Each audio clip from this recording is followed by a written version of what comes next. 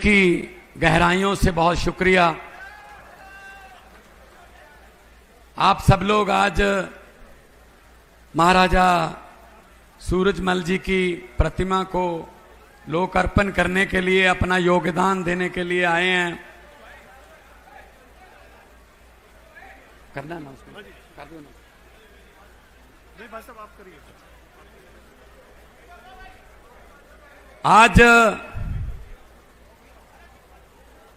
बहुत ऐतिहासिक दिन है जब महाराजा सूरजमल जी का प्रतिमा जो है उत्तर प्रदेश में पहली प्रतिमा है जो लोकार्पित हो रही है। मैं सत्कारयोग बुजुर्ग, नौजवान साथी, माएं, बहनें सबका बहुत बहुत धन्यवाद करता हूं। आपका चला हुआ एक एक कदम हमारे सर माथे पर, मेरे संसद में साथी रहे श्री हनुमान बेनीवाल जी जो अभी अभी आपके सामने बोल के गए हैं, संजीव बालियान जी पूर्व मंत्री, दिग्विजय चौटाला जी हमारे बिहार से मंत्री, कैबिनेट मिनिस्टर, पूर्व एमपी साहेब, पूर्व एमएलए साहबान, सबका बहुत बहुत धन्यवाद। सबको मेरी तरफ से नमस्कार, सत श्री अकाल, वाहिगुरु जी का खालसा, वाहिगुरु जी की फतेह। साथियों, जो किसान समाज है वो देश का अन्नदाता माना जाता है। और दाता कौन होता है? जो बांटता है, जो बांटता है, किसी को भूखे नहीं रहने देता, अन्नदाता कहलाता है। आप सारे लोग खेती से किसी न किसी तरीके से जुड़े हुए हो और हमारा समाज अन्नदाता के नाम से जाना जाता है। महाराजा सूरजमल जी किसानों का बहुत दिल में दर्द रखते थे, उनकी समस्याओं को खुद बैठ के हल करते थे। 1706 से लेके 1707 से लेके 1763 तक उनका शासन था। भाई साहब, शासन कहां तक था? आगरा, अलवर, अलीगढ़, इटावा, हाथरस, मेरठ, मैनपुरी, गाजियाबाद, झज्जर, नू और सोनीपत के यहां तक शासन फैला हुआ था भाई साहब महाराजा सूरजमल जी का। और सबको प्यार देते थे। उनका कहना था कि मानवता ही मनुष्य का सबसे बड़ा धर्म है। इतने बड़े सेकुलर राजा थे महाराजा सूरजमल जी, जिनकी प्रतिमा लग रही है। इन नेताओं ने अपनी मूर्तियां लगा ली, जीते जी अपनी मूर्तियां लगा ली, लेकिन हम जो देश के लिए कुछ कर गए, जिनका जो अंग्रेजों से लड़ गए, भिड़ गए, उनकी मूर्तियां भूल गए भाई साहब। आजादी के झूठे लीडर, आजादी के झूठे नेता कुर्सियां लेकर बह गए। आज राजगुरु सुखदेव भगत सिंह फुल्ला जोगे रह गए, फूल ही रह गए भाई साहब। ये अपनी मूर्तियां लगा लेते हैं। मैं कहना चाहता हूं हमारे देश के वारिसों को कि मेरे देश के वारिसों, हर 15 अगस्त को क्या होता है? हर 15 अगस्त को लाल किले से तत्कालीन प्रधानमंत्री एक बुलेट प्रूफ शीशे में खड़ा होकर कह रहा होता है आजादी क्या होती है, हमें समझा रहा होता है। खुद बुलेट प्रूफ शीशे में खड़ा होता है। वही जब से मैंने होश संभाला, वही भाषण, वही आतंकवाद पर चिंता व्यक्त, गरीबी पर थोड़ी ज्यादा चिंता व्यक्त, महंगाई पर सबसे ज्यादा चिंता व्यक्त। चलो जी, ये था 15 अगस्त बस। अरे मेरे देश के वारिसों, अब तो लाल किले के कबूतरों को भी भाषण याद हो गए होंगे। अगर हमारी किस्मत नहीं बदल सकते, भाषण तो बदल लो यार। भाषण तो कोई नया रख लो। भाषण भी सेम ही चल रहा है, क्योंकि बारी बारी आते हैं, 5 साल तू, 5 साल मैं आ गया, मैं तुझे कुछ नहीं कहूंगा, तू आ गया, तू मुझे कुछ मत कहना। चल गई बारी, चली गई बारी, चल रही है। और बेनीवाल जी सच बोलते हैं, इसीलिए आप उनको सुनने आते हैं जब पार्लियामेंट में बोलते हैं। मैं भी था, हमको टाइम कम मिलता था। एक बार क्या, ये समाज वो समाज, बड़ा दिन का डिबेट चल रही है, आधी रात होने वाली, 10 साढ़े 10 बज गए। मैंने कहा जी मैं भी बोलूंगा स्पीकर साहब। कहते छोटी पार्टियों के लिए टाइम नहीं है। मैंने कहा कोई बात नहीं, 30 सेकंड 30 सेकंड दे दो। वो बोले 30 सेकंड में क्या बोलेगा? मैंने कहा ठीक है 20 कर दो, 20 सेकंड। कहते ठीक है, आपका समय शुरू होता है अब। मैंने कहा स्पीकर साहब, आज सुबह से जो समाज से समाज वो समाज की बात चल रही है, किसी ने सेक्युलर की बात नहीं की, इकट्ठे करने की। मैं ये कहना चाहूंगा कि लंबे सफर को मीलों में मत बांटिए, कौम को कबीलों में मत बांटिए।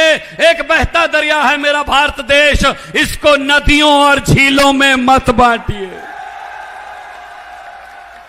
भाई साहब, बात कहनी हो तो 20 सेकंड में भी कह सकते हो, 2 घंटे के भाषण जरूरी नहीं होते। आप लोग आए हो, आप लोग पंजाब में 16 मार्च 2022 को सरकार बनी। मैंने अफसरों को बुलाया, सभी अफसरों को बुलाया मैंने मुख्यमंत्री की ओथ लेने के बाद। मैंने कहा भी आपका दफ्तर कितने बजे चलता है, आपका दफ्तर का टाइम क्या है? बोले जी गर्मियों में 9 से 5, सर्दियों में 10 से 6, 8 घंटे दफ्तर है। मैंने कहा आपके दफ्तर का टाइम बदलने वाला हूं अब मैं। कहते जी कौन सा टाइम रहेगा? मैंने कहा रात के 1:30 बजे से 8 घंटे पूरे कर लो, 9:30 बजे, रात के 1:30 से 9:30 तक आप दफ्तर में आओगे, पूरा दिन सोते रहना। शाबाश, टाइम बदल देते हैं। कहते जी ये तो गड़बड़ हो जाएगी बहुत। मैंने कहा क्या गड़बड़ हो जाएगी? कहते रात को कोई दफ्तर नहीं चलता। मैंने कहा दफ्तर चलते हैं रात को, आप लोगों को पता ही नहीं चलता। कहते कौन से दफ्तर चलते हैं? मैंने कहा अरे किसानों का दफ्तर खेत है, उसका खेत।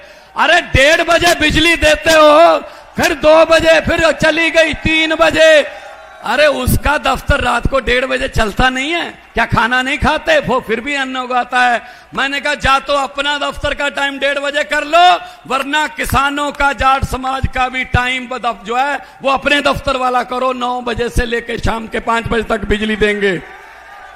आज पंजाब में फोन करके पूछ लेना, रिश्तेदारियां होंगी, दोस्त मित्र होंगे आपके। सुबह 9 बजे बिजली आती है, बिजली बिल्कुल मुफ्त है जी, खेतों की बिजली का कोई बिल नहीं आता। सुबह 9 बजे जाते हैं, मोटर चलाते हैं, ट्यूबवेल चलाते हैं, शाम को 5 बजे बंद कर देते हैं कि ये कौन सा कुंभ का मेला है, कल फिर चला लेंगे, इसमें कौन सी बड़ी बात है। बिजली आम है, बिजली आम है। कारण नीयत सच्ची है, सच्ची नीयत से काम होते हैं भाई साहब, वरना यहां तो बहुत शासक आए। अरे हुकूमत वो करते हैं जिनका दिलों पर राज होता है, हुकूमत वो करते हैं जिनका दिलों पर राज होता है। यूं कहने को तो मुर्गे के सर पे भी ताज होता है। कहने की बातें तो बहुत है भाई साहब, अब नेताओं पर यकीन ही नहीं रहा, क्या करें, इन पर यकीन उठ गया हमारा। 80 साल हो गए देश को आजाद हुए, 80 साल, 80 साल हो गए देश को आजाद हुए भाई साहब। ये अमेरिका वाले, ये यूएसए वाले, ये इंग्लैंड वाले, ये जर्मनी वाले, ये चांद पर जाके वापस आ गए, मंगल ग्रह पर प्लाट काटने की स्कीमें बना रहे हैं, मंगल ग्रह पर कॉलोनी काटेंगे। और हम 80 साल हो गए, हमसे अभी शहरों के सीवरेज के ढक्कन पूरे नहीं हुए भाई साहब, वहीं खड़े हैं बस। शमशान घाट, शमशान ठीक कर दो, ये हमारा टोबा छप्पर ठीक कर दो, ये अपना सीवरेज के ढक्कन ठीक कर दो, यहीं रोक के रखा है। जानबूझकर हमको अनपढ़ रखा है, हमारे बच्चों को, क्योंकि इन नेताओं को पता है अगर गरीब का बच्चा पढ़ लिख गया वो नौकरी पे लग जाएगा, नौकरी पे लग गया तो वो घर की गरीबी खत्म कर देगा, और गरीबी खत्म होगी तो इनके घरों के सामने, इनके महलों के सामने सुबह सुबह अर्जियां लेकर लिख के बिजली माफी, ये माफी, कर्जा माफी लेकर कौन जाएगा भाई साहब हाथ जोड़ने। इसलिए जानबूझकर ये हमको अनपढ़ रखते हैं। बच्चों को पढ़ाइए, बच्चों को पढ़ाइए। पंजाब में हमने स्कूल शानदार बना दिए, प्राइवेट स्कूल भी वैसे ही है, सरकारी भी वैसे ही है, आपकी मर्जी है। बच्चा सरकारी में पढ़ाना सरकारी में पढ़ा लो, प्राइवेट में पढ़ाना प्राइवेट में पढ़ा लो, लेकिन हाँ उधर फीस लगेगी, इधर फीस भी नहीं लगती भाई साहब। हमारे बच्चे अफसर बन के निकल रहे हैं, अब 4 सालों में इतना सुधार हो गया। इन नेताओं पर यकीन उठ गया हमारा। एक बड़ी अच्छी बात है, मैंने पता नहीं कौन सी किसी सीडी में मैंने बोला था जब मैं कलाकार के तौर पे काम करता था, भाई साहब बेनीवाल जी, नेता लोगों ने सोचा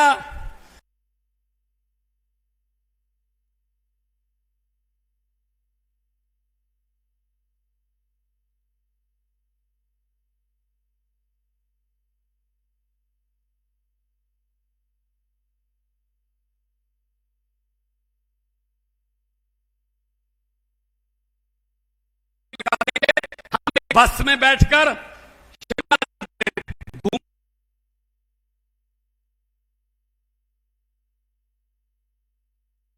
किराए पे अंताक्षरी खेलते हुए जा रहे हैं। अचानक बस अंबाला के पास के बाद पंजाब में जब एंटर हुई, पंजाब में किसी सड़क के गड्ढे में बस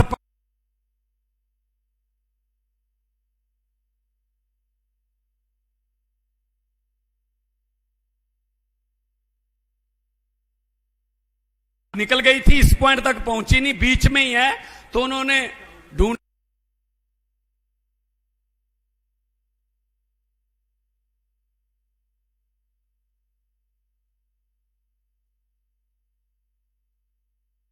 कि भाई साहब इस नंबर की और इस रंग की बस थी, आपने देखी? कहता हाँ।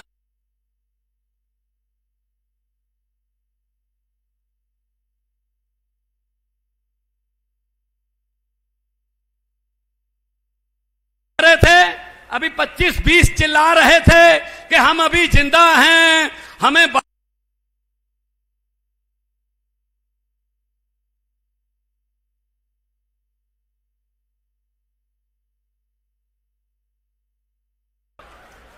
काबिल नहीं रहे कि ये जिंदा हैं, ये झूठ बोल रहे हैं कि जिंदा नहीं।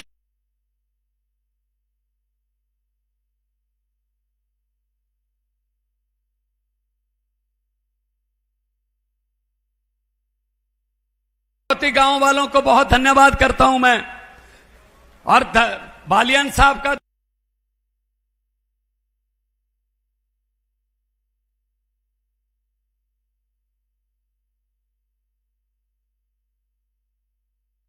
दी और देश को अंग्रेजों ने आजाद करवाया। ये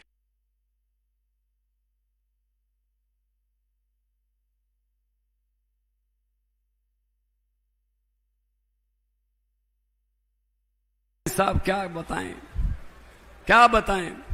तो इसीलिए हम कह रहे हैं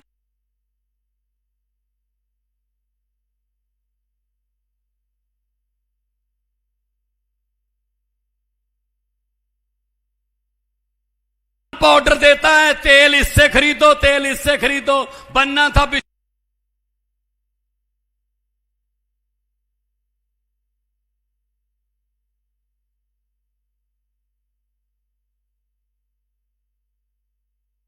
बहुत ताकत आप लोगों की वोट में, बहुत ताकत आपकी उंगली में। यह जो वोटर कार्ड है, शहीदों ने खून देकर, शहीदों ने अपना खून देकर यह वोटर कार्ड लेके दिया हमें। इनकी यह हिम्मत कि हमारा हेलीकॉप्टर उतरने से रोक,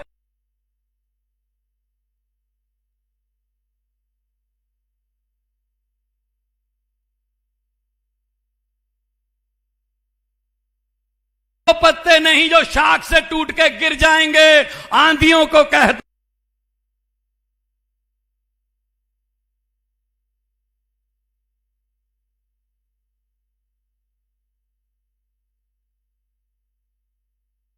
हमारे गुरुओं ने तो किसी के धर्म के लिए कुर्बानी दे दी थी, हमको डराते हो भाई साहब।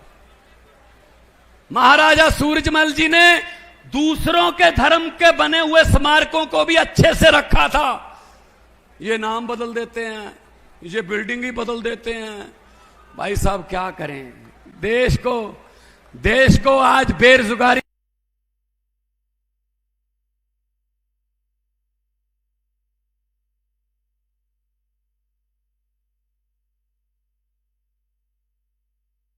साहब थोड़ा सा कान बंद कर लीजिए, मोदी के बारे में बोलने लगा हूं।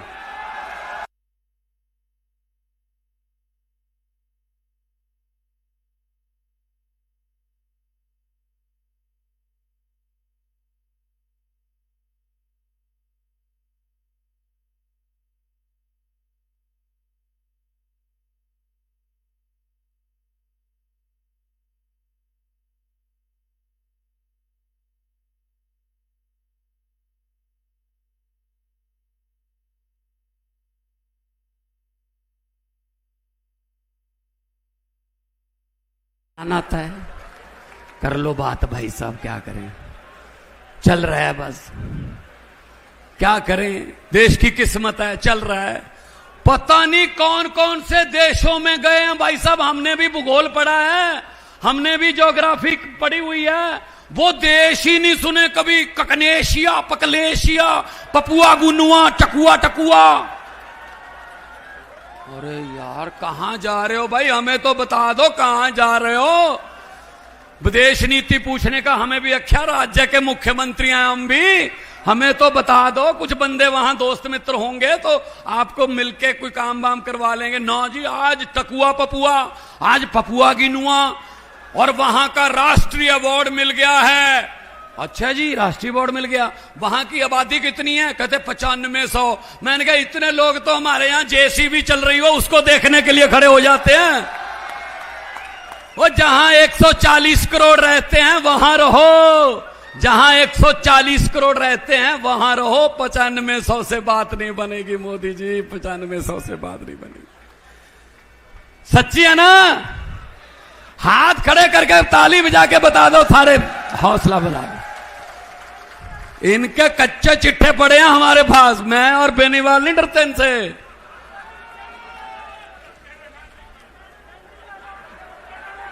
संजीव वालिया ने कहा मैं भी नहीं डरता, अभी अभी कहा है। आज तो समाज के लोग बैठे हैं, अब तो सच बोल दो। पंचायत में झूठ नहीं बोलते, आज तो महापंचायत है। तो भाई साहब पढ़िए, बच्चों को पढ़ाइए, और आज अपने विरसे को भी याद रखिए, अपनी कल्चर को। अपने पुरखों को भूल जाते हैं वो कौम बर्बाद हो जाती है भाई साहब। महाराजा सूरजमल जी की आज पहली प्रतिमा है, लेकिन आखिरी नहीं होनी चाहिए। जहां जहां आप कहोगे वहां मैं आऊंगा, वहां मैं आ जाऊंगा। बुला लीजिए, हमारे पुरखे उन्होंने राज किया और उन्होंने डीएनए हमारा एक है। हम देशभक्त लोग हैं भाई साहब। भगत सिंह के बारे में जब सोचते हैं तो सोचो 23 साल की उम्र में बच्चे अपने बाप से मोटरसाइकिल मांगते हैं, और भगत सिंह, राजगुरु सुखदेव, करतार सिंह सराभा अपने अंग्रेजों से मुल्क मांग रहे थे। उस समय मुल्क मांग रहे थे कि हमारा देश दो हमें। और भगत सिंह ने लिखा है, भगत सिंह ने कहा है, इश्क करना सबका पैदाइशी हक है, इश्क करना सबका पैदाइशी हक है, क्यों ना इस बार वतन की सरजमी को महबूब बना लिया जाए। वो लोग हैं भाई साहब जिन्होंने आजादी के लिए अपनी, भगत सिंह को ये रत्ती भर भी कभी भी चिंता नहीं थी कि आजादी आएगी या ना। उनको ये पक्का पता था, उन्होंने लिखा अपनी किताब में कि आजादी तो आएगी, लेकिन आजादी के बाद देश कौन से हाथों में जाएगा ये मुझे चिंता है। और बिल्कुल सही चिंता साहब तो ये भाई साहब, गोरे गोरे चले गए, काले अंग्रेज आ गए, ये लूटने लग गए। 40,000 करोड़ रुपए का घोटाला, 80,000 करोड़ रुपए का घोटाला, 1 लाख करोड़ रुपए का घोटाला। अब तो घोटाले करके आम लोगों के दिमाग भी ऊपर उठा दिए। 5-10 करोड़ के घोटाले की हम खबर पढ़ना बंद कर चुके हैं। छोटा मोटा चोर हो गया यार, कोई बात बड़ी कर। कितनी जीरो लगती है हमें तो ये भी नहीं पता कि कितनी जीरो लगती है इसके साथ। इतने बड़े बड़े घोटाले, क्या साथ ले जाएंगे नोट? क्यों गरीब की बद्दुआ ले रहे हो? गरीब की बद्दुआ और परमात्मा की दरगाह बिल्कुल सीधा राह, बिल्कुल सीधा राह, कोई बाईपास नहीं है भाई साहब। मैं कहना चाहता हूं, जो ये भ्रष्टाचारी जो गरीबों का पैसा खाते हैं, सड़कें खाते हैं, पुल खाते हैं, जो भी आ जाए इनके हाथ में वो खा जाते हैं, हक खाते हैं, हक मारते हैं जनता के। मैं उनको कहना चाहता हूं कि जितने मर्जी इकट्ठे कर लो पैसे, हीरे मोती, इतने मर्जी इकट्ठे कर लो पैसे, हीरे मोती, मगर ख्याल इतना रहे कफन पे जेब नहीं होती, साथ नहीं जाएगा पैसा। कोई अच्छे काम कर दोगे 4 दिन दुनिया याद कर लेगी आपको, वरना बड़े बड़े आए, बड़े बड़े चले गए भाई साहब। ये महाराजा सूरजमल जैसे लोग हैं जिनके अमर रहो के नारे लग रहे हैं। आज लगभग 300 साल बाद भी ये नारे लग रहे हैं। तो इसीलिए मैं कह रहा हूं कि आओ इकट्ठे होके अपनी बिरादरी को, अपने समाज को, अपने देश को एक रखें। देश को एक रखना है। देश एक रहेगा तब कहीं जाके शहीदों के सपने की आजादी हमारे पास आएगी भाई साहब। तो बहुत मैं सभी प्रबंधकों का बहुत आभारी हूं कि मुझे बुलाकर इतना मान सम्मान दिया। आप लोग कभी चंडीगढ़ आइएगा, आप लोग हमारे यहाँ पंजाब एग्रीकल्चर यूनिवर्सिटी है लुधियाना में, वहां आइएगा। पंजाब का किसान एमएसपी पे भाई साहब फसल बिकती है, आज फसल लेके आएगा, आज शाम तक जब फसल तुल जाएगी बोरी में डल के गोडाउन में चली जाएगी, और शाम तक जब तक ट्रैक्टर ट्राली लेकर घर जाएगा तो उसके मोबाइल फोन में मैसेज आ जाता है आज की फसल के पैसे आपके खाते में डल गए भाई साहब। घंटों में काम होते हैं, क्योंकि मैंने खेती की हुई है भाई साहब। मैं खेत से निकला हूं, मैं ट्यूबवेल से चलाकर, ट्यूबवेल में इंजन मैं बरोजा लगाकर पटे को मैं निकला हूं। मुझे पता है आयशर ट्रैक्टर ने हैंडल के साथ जब स्टार्ट करते हैं 2 बार ये बाजू टूटी हुई है, देखो थोड़ा सा फर्क है इससे। इन्होंने कभी गरीबी देखी है? इन्होंने कभी गरीबी देखी है? ये सोने के चम्मच मुंह में लेकर पैदा हुए हैं ये, इनको क्या पता गरीबी क्या होती है। गरीबी गांव में रहती है भाई साहब। जो गरीबी है ना, ये देखना हंडाना अपने तन पे, वो ही जानता है जो गरीब है। एक दिन झोपड़ी में रह के कोई गरीब नहीं हो जाता। अगर इतने ही गरीबों से है ना तो उस झोपड़ी वाले को अपने घर में रखो, उसको थोड़ा अमीरी के बारे में पता चले, वरना उसकी तो झोपड़ी भी छीन लेते हो जिस दिन उसके घर रात बिताते हो कि तू चल फोटो लेनी है, झोपड़ी में ठहरे। बताइए भाई साहब, ये तो कैंपिंग करने आते हैं हमारे घरों में। तो कोई बात नहीं, समाज हमारा अन्नदाता है। हाँ, हमारा समाज कभी ऐसे नहीं करता हाथ, हमारा समाज हाथ ऐसे करके देने वाला समाज है भाई साहब। दोनों हाथ ऊपर उठा के भगत सिंह का नारा लगाएंगे, इनकलाब। दिल्ली तक जाए आवाज, इनके शीशे हिलें, शीशे। और है आपकी आवाज में वो ताकत, जब दिल्ली की बरूहों पर सरहदों पर बैठे थे हिले थे ना शीशे, वैसे होना चाहिए। दोनों हाथ ऊपर उठाकर थोड़ा वॉल्यूम और बढ़े, इनकलाब महाराजा सूरजमल बोले सोनिहाल।